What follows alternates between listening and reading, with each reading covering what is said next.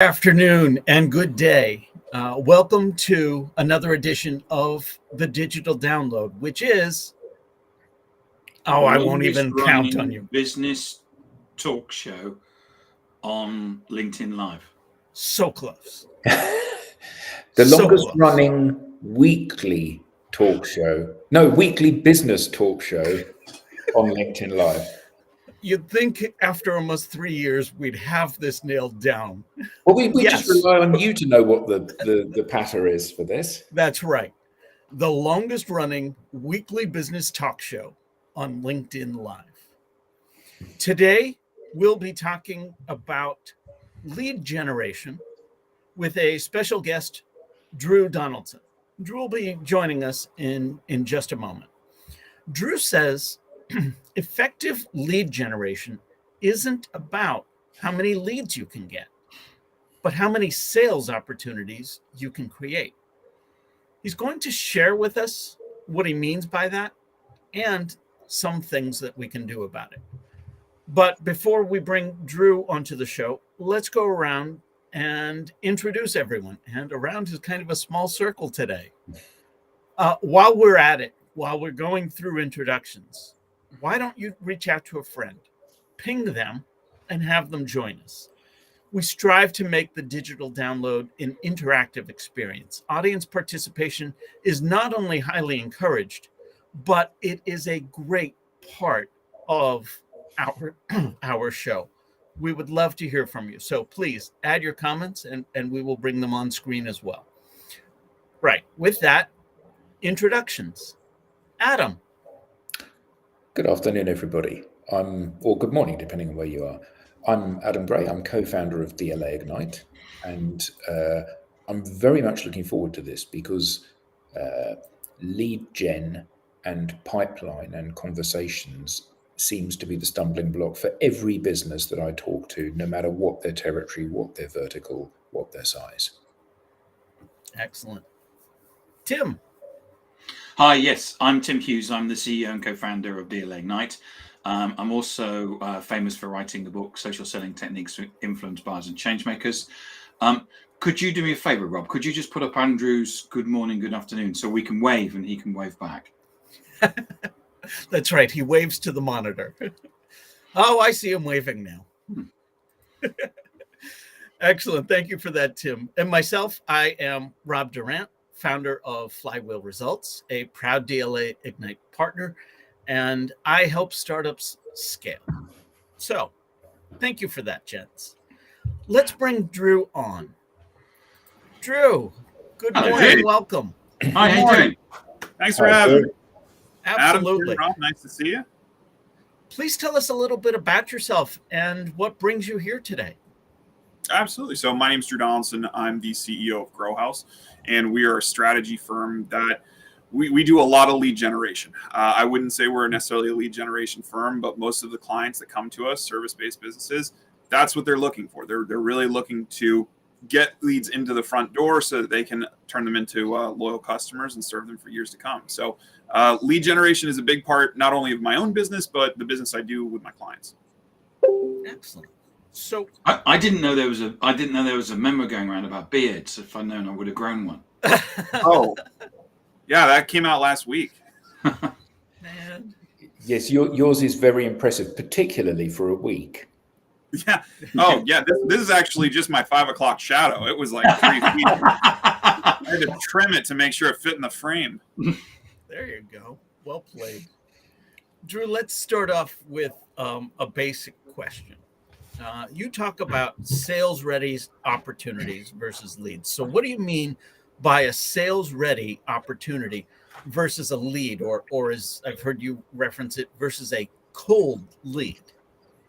So I think there's a range on the spectrum in terms of where leads are placed, right? You could consider going to a source like Apollo and downloading a list of phone numbers as leads. Technically, I mean, you can call them, they could turn into businesses, but that is the coldest of cold.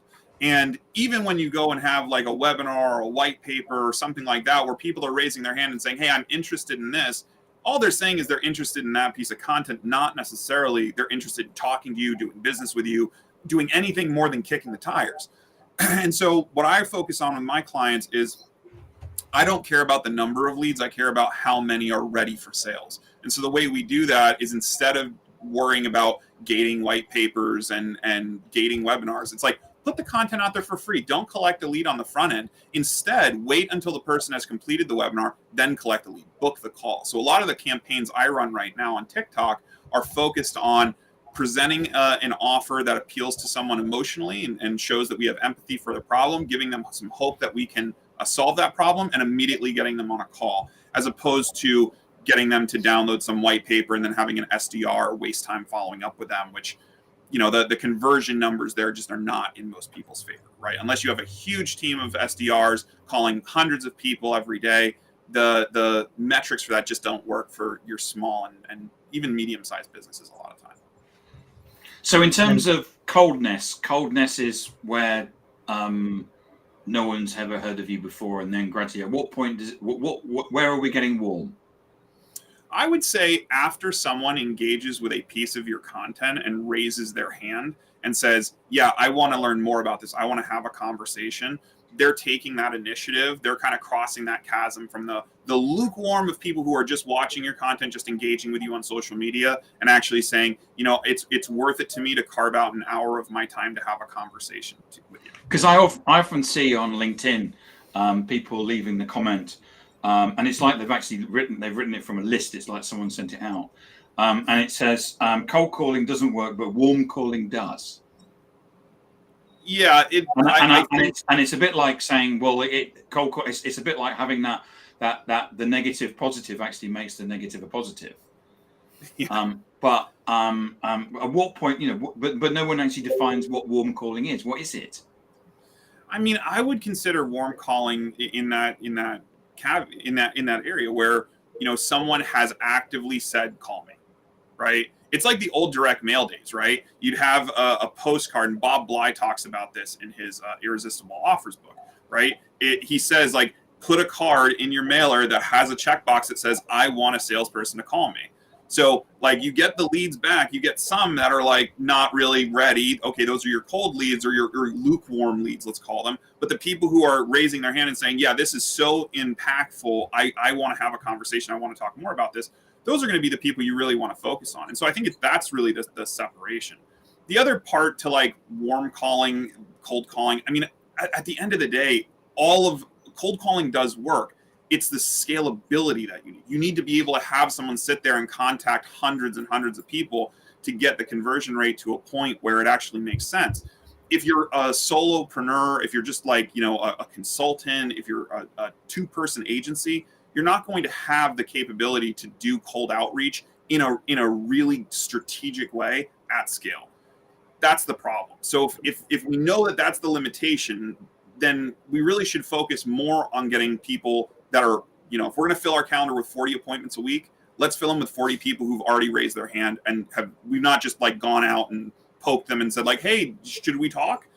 Let them come to you and say, yeah, you know what, the concept you presented in that webinar, the concept you presented in that podcast, whatever, that is intriguing enough to me to book a call. Yeah, a friend of mine, I had a call with him this week, and he says that he has to make 400 dials a week. So is it 400? Was it a day?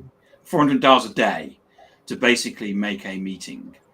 So last week he got 5 meetings, of which all 4 of them basically then pulled out. So he ended up making 2,000 dials to get 1 meeting, of which didn't do anything. He described that as soul destroying. Yeah, yeah. Well, and I cannot imagine being someone that does SDR for a living, because for those metrics alone, I mean, the average benchmark for an SDR, or even like someone that's more on the biz dev side, is 100 dials a day. Like 100, that is crazy to me. And then I just was exposed to this technology coming out called Air AI, which essentially is like an automated SDR. And if people have not seen Air AI yet and what their technology is capable of, and this is, I have no dog in this fight. Like, I'm not associated with them in any way. I'm just impressed by what they're doing. But the whole way it works is it sounds like a human conversation. It doesn't sound like AI, and it can have up to like a 10-minute conversation with people. What's fascinating about it is this now replaces that SDR getting their soul crushed with a robot that doesn't care. It just doesn't care. It can do thousands of these a day, not just hundreds. And so again, scalability, if you have a tool like that gives you the scale to make cold outreach make a lot of sense.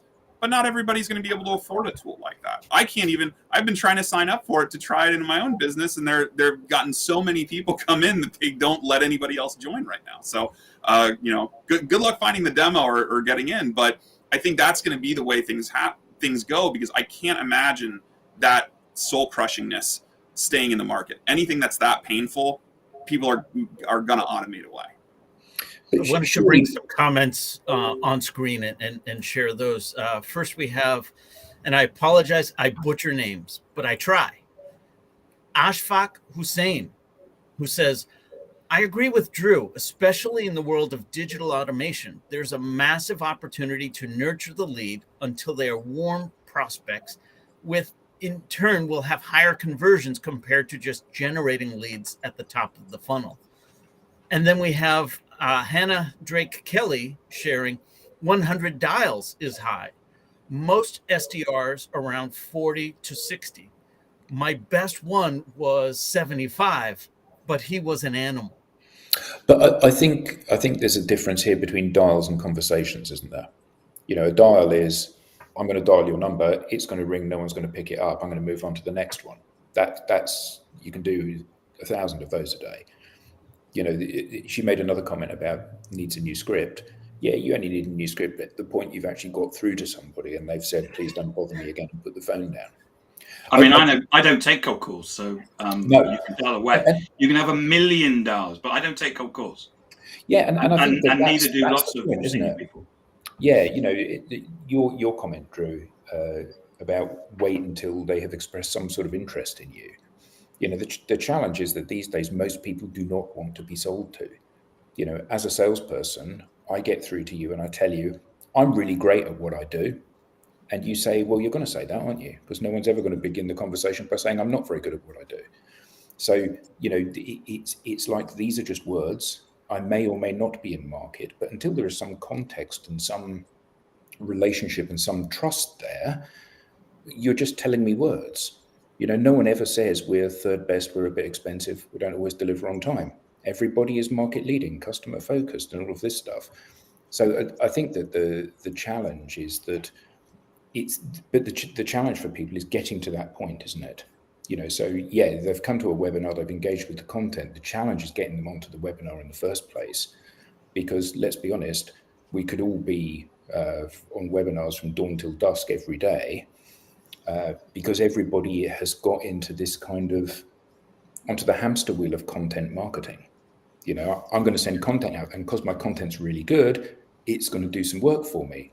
The problem is that I'm not going to read your content because I don't know who the hell you are. And it's only when I know who you are that I'm going to invest the time in reading your content to be impressed. That's I think the power of platforms like this and appearing on other podcasts, and that's one of the things that I push with my clients a lot is like, getting on someone else's platform, being able to talk about your expertise, getting exposed to a new audience of people who've already bought into an existing show is incredibly powerful in a way that you creating organic content yourself is just not. Right? Because you're talking to the same group of people all the time, unless you're going and pushing that content out to a cold audience. And even so, we're running into the issue that you're hitting on, which is, I don't know who you are. Why should I care about you? Right? And so unless you can hook them in a couple seconds in a video clip and get them to lean in, there's a good chance that they're just going to keep scrolling right by. I mean, I think the interesting part that we've found in outreach is that if you can provide, like, outreach works, but it doesn't work the way 99% of people are doing. Outreach works when you provide value at the front end of that. Like I was just talking to a guy who sells businesses, right? So he's like a business broker. He goes and he finds an entrepreneur that's ready to exit, and then he finds a buyer. If he's going and emailing everybody out saying, I'm the best, business broker, I'll sell your business, lickety split, all this stuff, no one's going to respond to that. But if he sends a 1-sentence email that says, I have a buyer that's looking for a business like yours, are you interested in selling? And that person is interested in selling, even if they're not, they're probably going to respond to it with a no, and then you can cross them off the list. Or they're going to say, yeah, you know what, I've kind of been toying that around. So if you're able to provide some value in that initial outreach, whether it's on the phone or in a LinkedIn message or an email, that's incredibly powerful. And that's the same thing you're doing by appearing on podcasts and other people's platforms and webinars and guesting and all of that, is that you're providing that value first so that they can kind of take a look at you and be like, all right, yeah, I like what he's saying. I like his approach. Let's have a deeper conversation about how he can help me. I think actually, I agree with you, but I think it's more, it's less about the adding value, because everybody adds value. You know, otherwise they would. They claim. I always say, so a plastic bag is value and a Rolls Royce is value. So you have, when you use the term added value, you need to be really careful about what you say and mean about it, because everybody says it.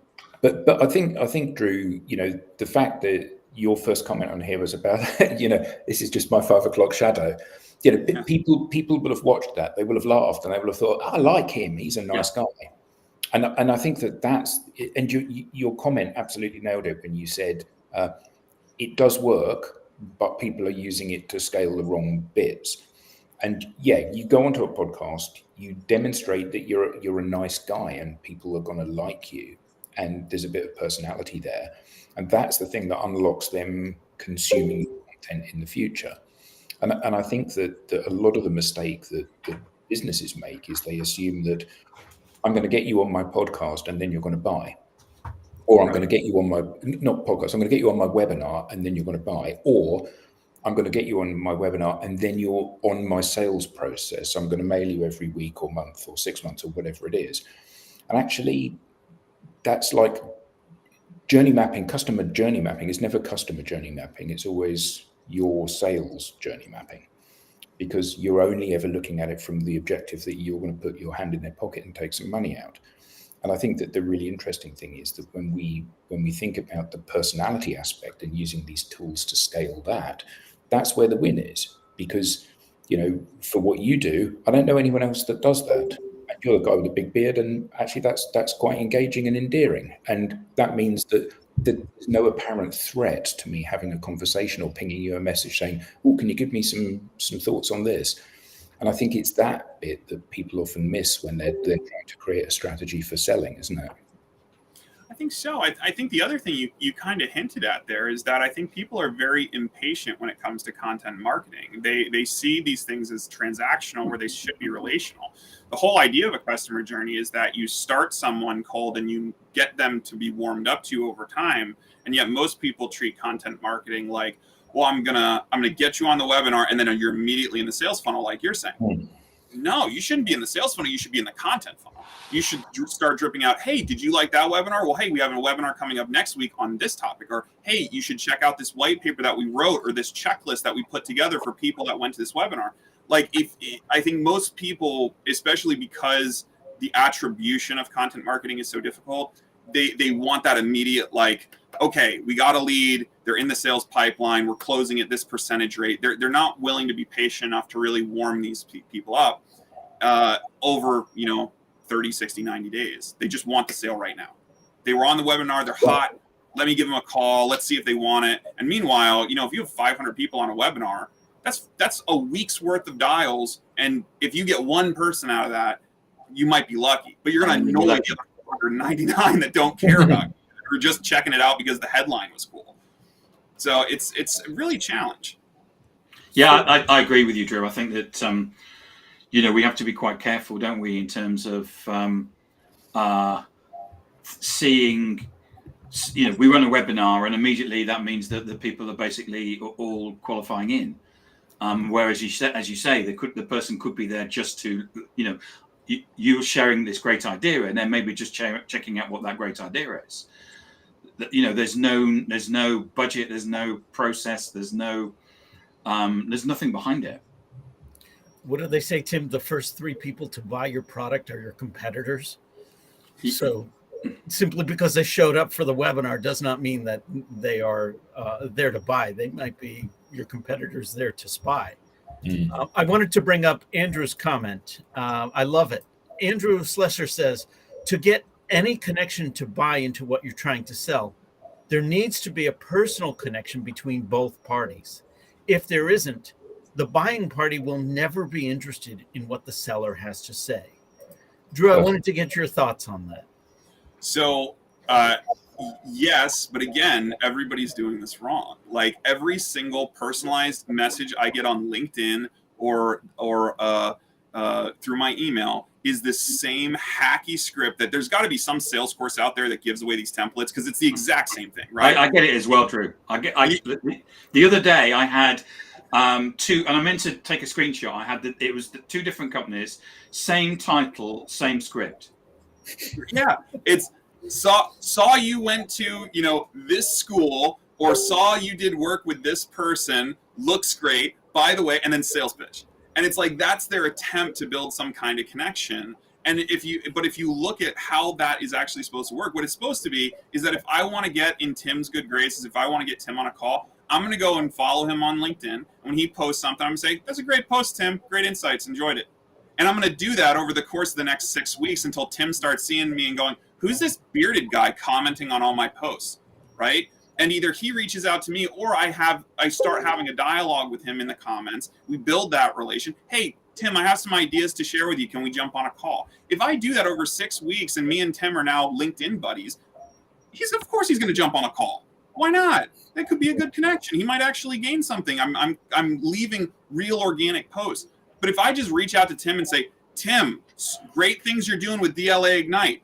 I run a lead gen agency," like, he's not going to care. It's the same exact thing as if you just cut out the first part and put, "I run a lead gen agency." Drew, while we were waiting to go live, I went into my inbox and I took 3 of those and I created a rule that whenever that person emails me ever again, it will go straight into the waste paper basket. Oh, yeah. You have to. The other thing which is lovely is that in one of these outreach tools or sales cadence scheduling tools, there is clearly the standard script says, "Just bouncing this back to the top of your inbox." Oh yeah, I get that one a lot. Oh yeah. And what it says is obviously this is where you put your own message in, and the salesperson reads it and says, "Oh, that'll do. I'll use that," not knowing that every other salesman in the world is doing exactly the same thing. So if I had a pound, there was a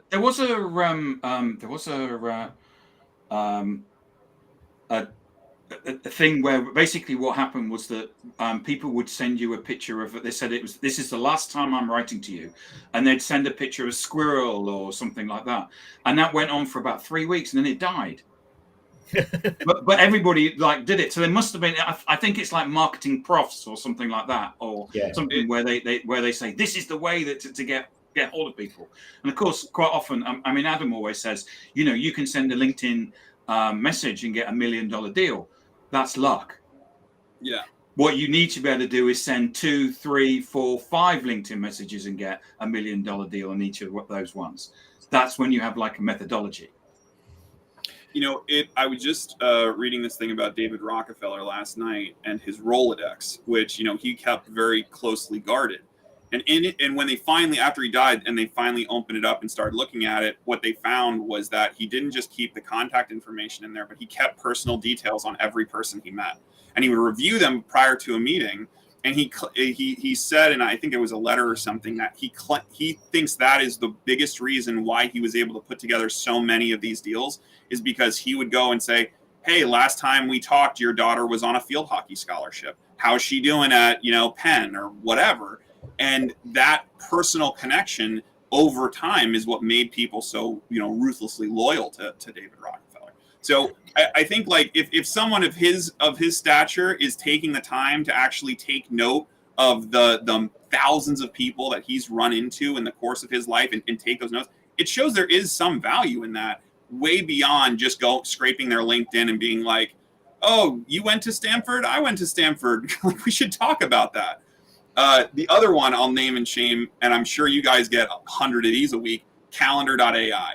This is some new software that sales got a couple months ago, and I would say 50% of all the sales emails all come from this calendar with a K AI tool. They all read exactly the same. It's the same template. It must be like an easy button for sales guys.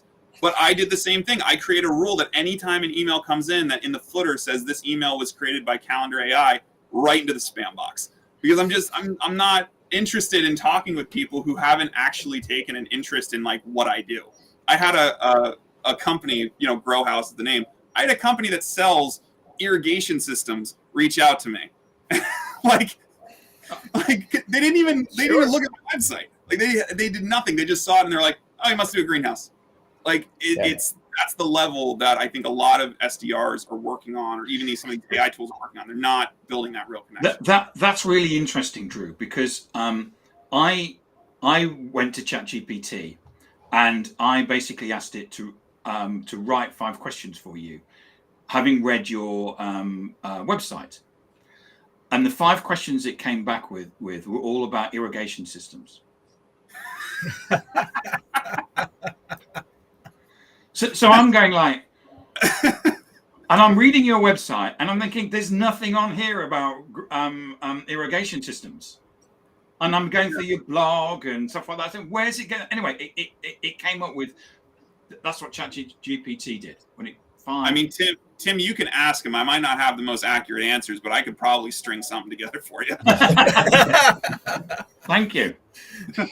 Your comment then, Tim, and I think we've discussed this on other podcasts about the mental health of salespeople. This constantly being ground down by no, but also I think as the recipient of a constant stream of untargeted, poorly written, poorly conceived outreaches, it impacts on our mental health as well. So sometimes when somebody, like you said, Tim, says, this is going to be the last time I'm reaching out to you, I often respond to those people saying, do you promise this is going to be the last time?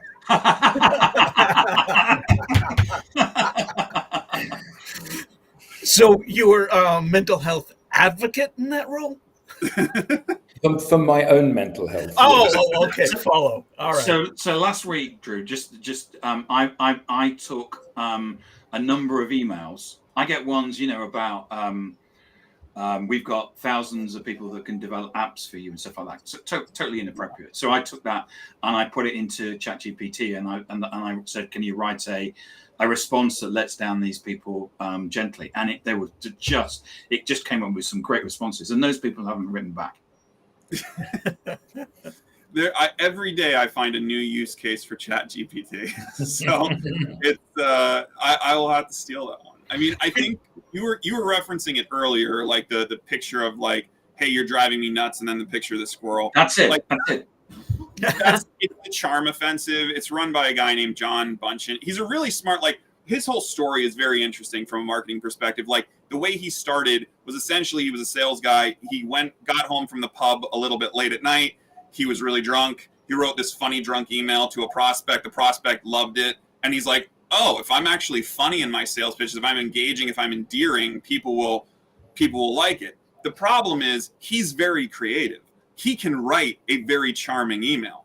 Most people go and take his course and they're like, oh, I can do that. And they just copy and paste, or they try, but it still comes off as salesy. So that's probably what you're seeing. There's another one that's been it's probably about 7 years old, which is where they say something, you haven't replied, therefore you're ill, anyway, the punchline is you're under a rock. If you are and you need help, and the first time you read it, that's funny and that's different.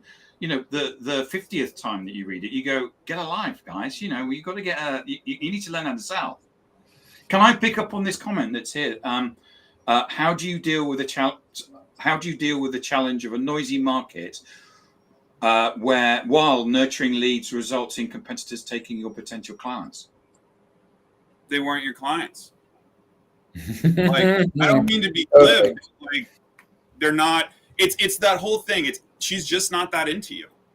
Like, that's the reality. Is like there are plenty of fish in the sea. There are plenty of people, and unless you are doing a 10-year nurture campaign, like if you are running a standard 60, 90-day nurture where you're having multiple touch points throughout the week, you're retargeting them on social, you're giving them value day after day, you're showing them that you have a lot to add to their business, then the people that aren't interested in you just aren't interested in your product. But the people that are will respond to it. So I always think about it as like, I have hundreds of sales calls every year that I'm on. I don't book hundreds of clients every year, right? I book a fraction of that, the people that are going to be most in line with the way I do business, the way I help people, and what their expectations are from our relationship. Everybody else, hire somebody else. But I don't worry about that, right? Because either they'll hire that other person, realize that I was a better fit, and then come back, or they'll have great success, and I applaud them for finding the right fit for their business. So that's kind of my thing is I never try to look at the market and be like, oh, all these people are beating me to the punch. There's very few trends out there that you have to be on top of or you're going to get buried, right? And those things come across the wire once, twice a year, right? Like if you look at like AI software, if you were a software dev at the end of last year and you jumped on the AI bandwagon and started developing tools, you probably could have made bank really quickly putting something out, right? And a lot of people did. A lot of people made a lot of money on AI tools. Now the market's starting to cool off, right? People are realizing that it's all pretty much just ChatGPT, and ChatGPT for most people is free. So why do I need this special tool? And then the tools are getting more specialized, which mean they're niching down. They're not attracting much of a market anymore. That's the kind of trends you have to be aware of if you're in an affected market. But for most people, it's okay. There's always going to be new entrants entering the market. Just because you lost some this week doesn't mean next week there's going to be a whole bunch of new people looking for your services. And you don't really need 1 million leads, do you? Because you couldn't never deal with them. No. I always ask that question during my discovery calls is like, how many leads could you actually take? Yeah.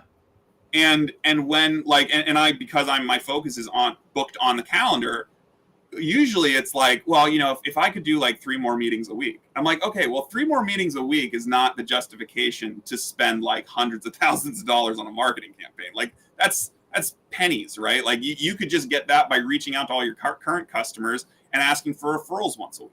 Like you could easily book 3 extra calls a week. So I think it's the eyes are bigger than the stomach. Like everybody thinks they want thousands of leads, but then when they realize the work it takes to work 1,000 leads, it's like, maybe 10 a week, 10 a month. Yeah, we had one of our SDRs complain that he got 25 meetings in a week, and he said, "I don't have any time to prospect because I'm all my time is being taken up by meetings." Yeah, and it's like one of those things. Well, it's really important that you prospect. Yeah, but I'm having meetings. Good, like you're complaining the plate's too full. Yeah. Drew, you made reference to organic posts and organic interaction.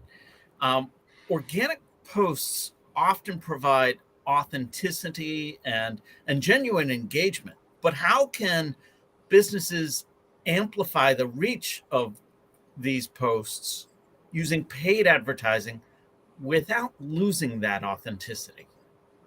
That's a great question. So, I mean, when we talk about content, the cheapest content and the most effective content are actually the same thing. It's video, right? Every single platform out there promotes video at a much cheaper cost because it has much higher levels of engagement than any other type of content you can post. And because we know that, we can now use that in our favor. Tools like LinkedIn, Facebook, TikTok, pretty much everywhere have a campaign type called either engagement or video view, where you can push the content out without a call to action, right? You can have a call to action in the video, like, hey, if you like this, click the button below or visit my website or something like that. But you can actually remove the button on most of those posts. So it doesn't, the only little thing is a little sponsored by at the very top of the post. So it doesn't look like an ad. And those ads are dirt cheap because Facebook and TikTok and all these platforms love them because it means that the person it's going to is not going to leave TikTok or Facebook, right? They're going to consume more ads. They're going to generate more revenue for the company. So like we did this same strategy for a podcaster. He's a farmer in Tennessee. His podcast is about farming. It's about agriculture. He wanted to grow the show. So we cut up his podcast into little 60-second bits. And we put a nice end card on with the details of the show and where you could listen. And then we spent $4 a day buying video views. And in 3 months, we took him from 2,000 listens per month to 10,000 listens per month. And that was 3 months. And that's all we did. We didn't do anything else. And because we got that hockey stick effect of growth, he was able to get sponsorships and he was able to bring on new guests. And it's just the power of these ads is unbelievable in terms of just getting in front of your audience and getting them to start consuming your content for so little. You don't need $20 a day ad spends to really make a difference, especially if you're specific in who you're targeting. But I thought we were always told that we needed to put some sort of call to action on the end. Oh, no, that's what I'm saying. You can put the call to action on the end of the video. But you're not putting a link to click to where they go out. So like in a Facebook ad, you know how there's that banner at the bottom that has like a button and it has like, you'll have like a link. You can, when on a video view ad, you can turn that off. And that way it doesn't look like an ad. So if people are scrolling through, they'll stop and they'll actually watch the content thinking, oh, well, this is something from my feed. This is something from a page I follow or whatnot. And the content itself, that was organic to begin with. That was the podcast. Yeah, that was just clips from the podcast. It wasn't an ad. It wasn't him saying, hey, go listen to our show. It's literally 60-second clips from the show of them talking about what type of cows are the best cows and what, how their equipment broke down last week. And it's stuff that would only appeal to farmers. But because we narrowed our focus in and said, listen, I only want this to be shown to farmers, people who are interested in homesteading, people who are preppers, that whole kind of cadre, we were able to get massive amounts of engagement and a huge growth in subscribers simply by pairing the content itself, that are nice organic content, not salesy content, with the right audience, and then spending a couple bucks a day on it. So for businesses with limited budgets, striking a balance between organic efforts and paid campaigns can be really challenging. What would you recommend for optimizing the spend while maintaining effective lead generation?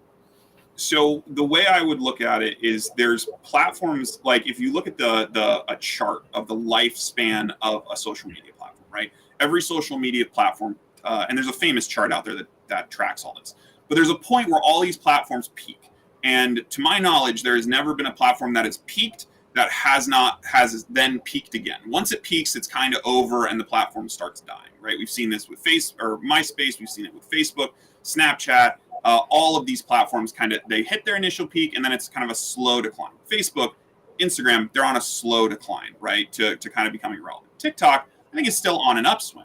And because it's still on an upswing, that's where the organic possibility is. You're not really going to get much organic reach on Facebook and Instagram, but you are going to get massive amounts of organic reach still on TikTok. That will change. As TikTok matures as a platform, they will cut back on the organic reach for businesses and eventually start doing what Facebook does, where it's like, listen, if you want to get exposure, you're going to pay us, right? That's the Facebook modus operandi. So when we look at how to maximize that spend, I look at not, well, how much are we spending on the ad, but what platforms are we buying ads on? TikTok works so well that I wouldn't buy ads on TikTok necessarily unless I had a very clear goal of, I want to generate leads. And that's what I use TikTok for. Whenever I run campaigns there, it's to do lead gen because I find that is the best platform to do them. And for $50 a day, you can generate a week's worth of leads for a small business easily. And leads meaning calls on the calendar. When you go onto somewhere like Facebook, where the price for advertising is significantly lower, but the quality of the lead is also lower, I don't want to buy lead gen ads there. Instead, I want to do what we were just talking about. I want to buy a series of video ads that essentially we start with a main ad with our big cold audience, and then I'm going to take the people that watch at least 75% of that video and then show them the next video. And I'm going to do this using ad retargeting in the back end by establishing an audience that says anyone that watches 75% of this video gets sent this video, and then to video 2, video 3, video 4. And then by the time I get to video 5, I really have those people boiled down to the people who are most likely to convert into a sale. And so if you don't have $50 a day to spend, if you are just starting out, this is one of the easiest ways to generate leads because you don't need to spend thousands and thousands of dollars every month. You can spend $200, $300, $400 on a campaign like this and still get enough traction by the time people matriculate down to that 5th video, which we call the offer video. That's the one where we actually are trying to convert them. So we give them 4 pieces of content up front, and then a 5th video that says, listen, if you liked all that content, if you've enjoyed this, if you've gotten value from it, why don't you book a call and we can see if we can help you. So that's the kind of the 2 sides of the strategy. Like if you want to use an up and coming platform, use it for the lead generation ads because that's where you're going to have the most success. If you're dealing with a platform that is on a decline, you really want to benefit from their lower ad costs to buy cheaper ads and get more high quality people through that funnel by retargeting them with several pieces of content first. Andrew asks a question: what social media site give the best returns? TikTok, 100%. It's not. Right now, TikTok is like the golden age of Facebook ads when there were 22-year-olds out there becoming millionaires overnight. That's what's happening on TikTok now. TikTok Shop is blowing. TikTok Shop is making, soccer moms in the Midwest rich. Like it is ridiculously how powerful that platform is, and how the returns I've seen on that match nothing else on any other platform, even running the exact same content. So it's not even a matter of, oh, well, you ran this type out on Facebook and then you ran this on. No, I'm running the same content on multiple platforms, and nothing does better than TikTok. I have a 12-year-old great niece and a 9-year-old great niece and a 12-year-old great nephew, and the first place they shop always is TikTok Shop. That's the first place they go. It's becoming. Is that also true for B2B, or is that predominantly B2C? TikTok has a massive, massive audience, and it is. There are people in there. I've gotten people of 8-figure businesses booking calls through TikTok. Like, they are out there. They're out there because their kids are on the platform, and also it's just a fun platform. Like, it's algorithmically generated content that's always new. It looks at what you like. It feeds you more of what you like. It's the perfect not adrenaline, dopamine like delivery system, right? It's constant. It's so different than what you see on Instagram and Facebook, where it's not that at all. It's it's only the people you follow. It's very little in terms of discovery, and it work. The proof in the pudding that it works is that one of the first things that Twitter did when Elon Musk took over was start the For You thread, where it's out now. They're doing algorithmically generated content where they're not just showing you the people that you follow. They're showing you content that they think you'll like, and that's what makes it so powerful. Is that if you join, you're not going to see the same videos that the 9-year-old sees. Never. You'll never see them. You might see them for like the first day when it's still trying to figure out who you are. But just by entering your birth date on the first screen of the sign up, they're going to be able to tell, like, all right, you're probably going to be into this. Dash cams. Yeah, dash cams. That's what you're into. That's what I get always, dash cams. Yeah. Maybe it's because I watch them. So the thing is what happens is that now when I go out driving, I think I'm living in this dash cam world. If I'm waiting for these cars to sort of crash in front of me and stuff like that. It's so funny that you should say that, Tim, because it's exactly the same for me. And they're very addictive dash cam video clips, aren't they? Well, you're waiting for that big Arctic lorry or something. There's something like walking across the road, and it's that Arctic truck, as you call it. Sorry. Well, I've seen a lot of people start posting dash cam videos where nothing happens. Like, yeah. And they'll put wait at the end on it. It's brilliant, and nothing happens, and it was like. You gotta appreciate the content creators out there that just really are the perfect troll. They're just, I've sat through so many of those wait till the end videos, and the end is just so disappointing.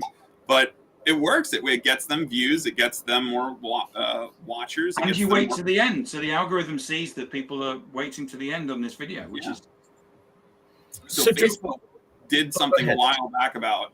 I forget what it was. I think they prevented you from running ads for a period of time when you had that kind of text on screen, like watch till the end, or like, the secret will be revealed at the end, or stuff like that.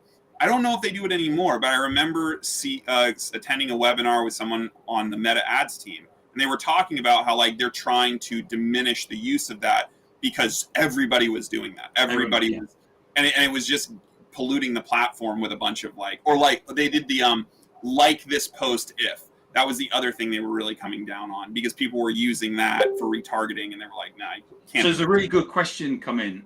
Yes. My main prospects are mostly Cisco IT managers for large enterprises. Have you had any luck on TikTok with this audience? I'm trying to think. You can say no, Drew. No, I'm just trying to think if I have any clients that are in that field. I see. Is Is that cybersecurity? Is CISO cybersecurity? Yeah, Or is Chief CISO Information network? Security Officer. Information Security Officer, yeah. Oh, okay. I did have one client on there. I don't think we ran for very long. He ended up going more with a pay-per-click strategy. So I can't say for sure. What I will say is that out of all the platforms I've been on, there is a huge amount of diversity on that platform. And I know for a fact that cybersecurity is a niche on there. The best thing I would say is go on to the, if you go to create a ad account on TikTok, there's a tool in there, just like on Facebook, where you can go through their ad library and you can see in certain sectors what ads are running and how long they've been running. I would go in and look at some of your competitors, see if they're running ads, see how long. If someone's been running an ad for 30 days, 60 days, 90 days consistently, that's a pretty good sign that they're finding some progress there. So I can't say for certain that I've ever picked those people out in any of my campaigns, but I know for a fact cybersecurity is a big topic on there. And I'm sure that if you go into the ad library, you'll be able to find at least someone in there that's kind of in your niche to do some kind of judging. So Drew, may I ask you a question that ChatGPT created for you? Sure. It's because your website basically came up with responses about agriculture. I had to do it on a particular blog post. Okay. So in your blog post, you emphasize the importance of building a brand presence on social media, even before having a product to sell. Some might argue that this strategy is resource intensive and risky.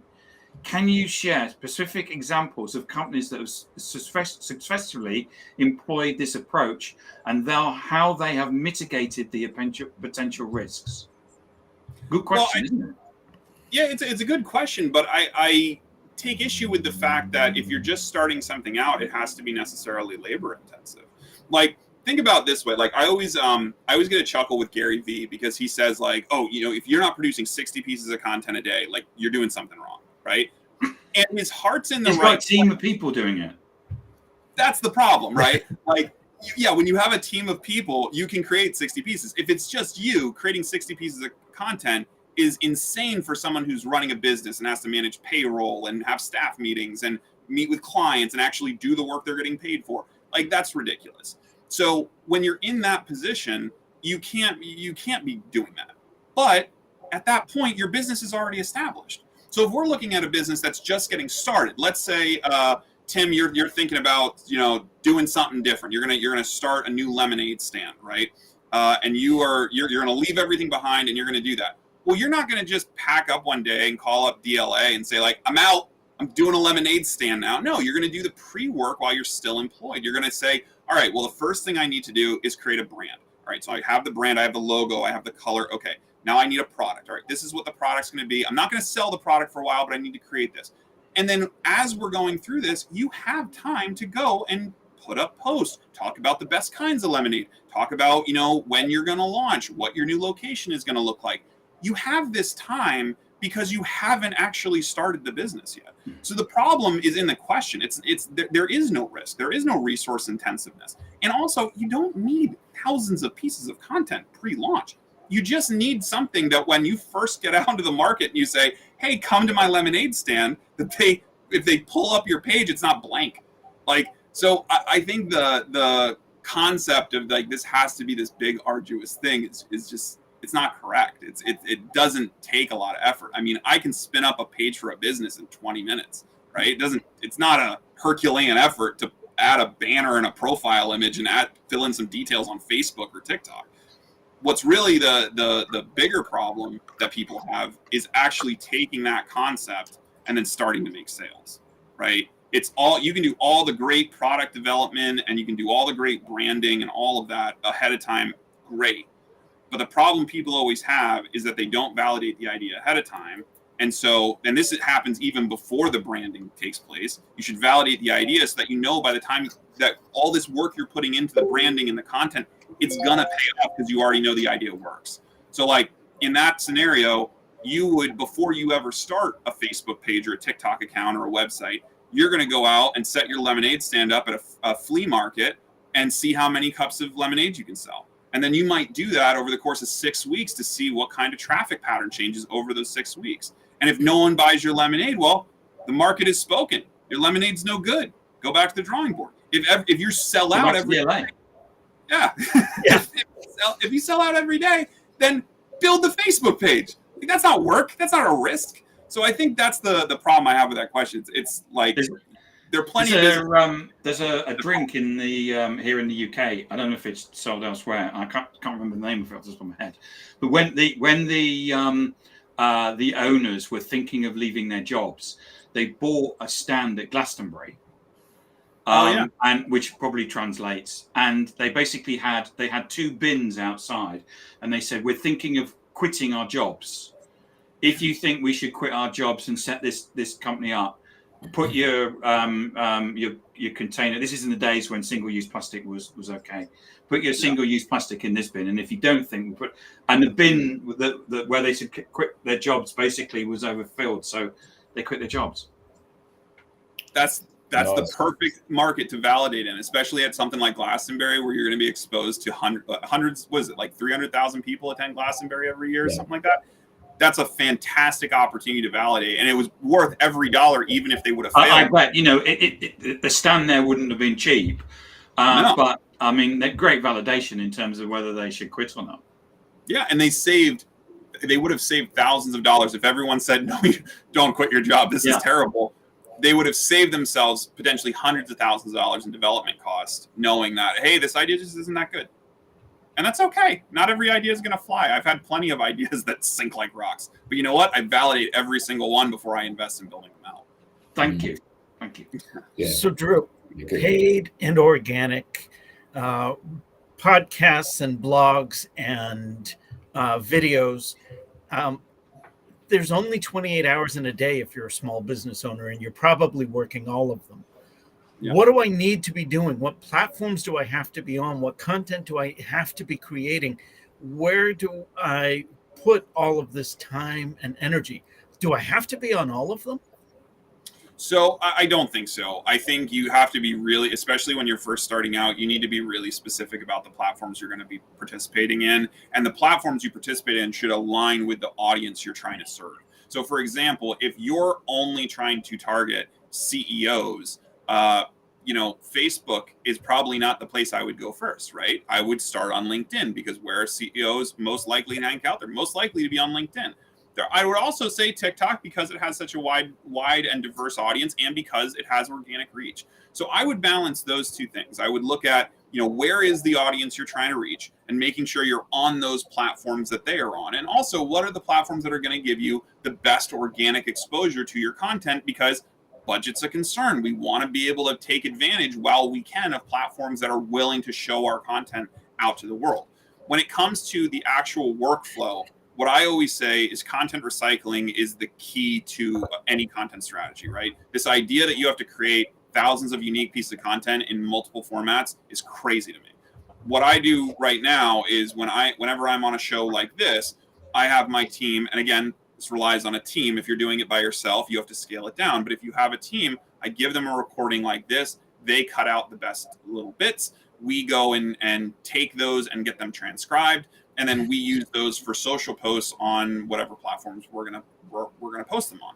So the workflow that we use is taking one piece of master content that only takes me an hour to create, in the case of like this show, and then I can hand it off to a team of people who are experts in taking that hour of content, breaking it down to bite-sized chunks, and then reposting it on our social platform. So now I don't have to come up with content every day. I just have to give them a steady supply of shows like this. Or I just did a sales training with one of my clients the other day, and it went really well. And I was like, hey, can I just share this? I sent that to them. So what I am always looking at is, how do I create these marketing assets without having my time having to put more time into this process? Because that's where people lose. That's where people lose the heart to do it. They stop doing it because they sit in front of their computer and they go, okay, I have an hour to write this blog post, and they have no ideas. And then they go, I should just be working on email. And then they stop doing it. I would just focus more on where can I do stuff like this, where I can create an hour's worth of content and then repurpose that into a blog article, into several social media posts, into a transcript for the website, into a series of tweets. that's really the secret of making content marketing work and not overworking yourself to death trying to create all this stuff organically. And if you don't have a team, you got to do it yourself. Of course, yeah. No, I mean, like, here's the thing. I think I was thinking about this morning. Every business goes through these stages, and I think between your first, like, if we're talking like MRR, between $1 and around $10,000, you're really by yourself. You're maybe by yourself, and you have like one person. You can afford like one VA or something like that. And then with every $2,000 increment up, so when you're making $12,000, you really can afford to bring on another person. And so by the time you get to like $20,000, $30,000, $40,000 a month in recurring revenue, you have a decent team at your disposal. Now that doesn't mean, and I'm talking gross revenue, I'm not talking net profit. So if your profit margins are decent, if they're like, even like 30, 40%, you still are taking home a decent amount for a paycheck for a startup, but you're able to put these people into place. You don't need to make, $2 million a year to start hiring people to help you. So what I always say is like, do your best in those early days. Focus on sales. Don't focus so much on content marketing. Don't focus so much on these things that are really, really high effort, low reward. And then as you grow, start dropping those tactics in. Like what I always say with a lot of the clients that come in that are just starting out is like, I don't even care if you have a website. Let's run a lead gen campaign that just pushes to a calendar, right? Let's just put your offer out there and see if people will actually raise their hand just off of that lead gen. Because if we can do that and they raise their hand, then we can take all the information we get from those calls and build a great website that addresses all their pain points. We can take all of that and we can build content that helps warm people up. But it all starts with getting that initial validation. Excellent. Drew, if people wanted to learn more, if people wanted to get in touch with you, how would they do that? You can visit me online, growhouse.org, GROHAUS.org, and follow. I'm Growhouse on just about every social platform out there. As a marketer, I do dabble in a little bit of each, but really where I'm most focused right now is TikTok, like I said. And you can visit me there, visit me on my website, book a free coaching session. Happy to talk to any of the listeners out there who think they need some help. Fantastic. Excellent. Brilliant. This has been the digital download. If you enjoyed it, if you have something to say, if you'd like to be a guest, we would love to hear from you. On screen is the QR code. You can also visit us at digitaldownload.live and click on the Be Our Guest. We love to hear from subject matter experts. We love to hear from people like Drew. So, Drew, thank you very much for being a part of today's show. Thank you very much. To our much. audience, thank you for the engaging questions.